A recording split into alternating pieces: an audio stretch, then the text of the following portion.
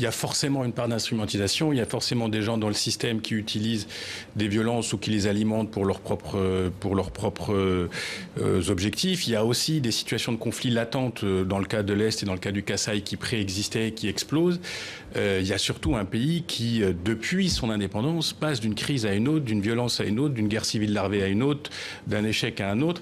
Et donc, vous disiez en introduction du sujet, est-ce que la RD Congo est en train d'éclater ou d'exploser? En fait, elle est en état d'implosion et d'explosion permanente depuis l'origine. Ouais. Et c'est terrible. Et là, on voit bien, par exemple, qu'il y a l'affaire du Kasaï, il y a l'affaire de l'Est, mais il y a aussi ce supposé gouvernement de transition qui est supposé passer la main pour des élections supposées dans un an. Et on voit bien aussi que... Dans moins d'un an à la fin de l'année. Toute la question de la gouvernance politique de ce pays est posée et que tant qu'on ne l'a pas réglée, on peut difficilement régler le reste. Donc malheureusement, il y a une situation de tempête parfaite où chacun exploite les vides là où il les trouve.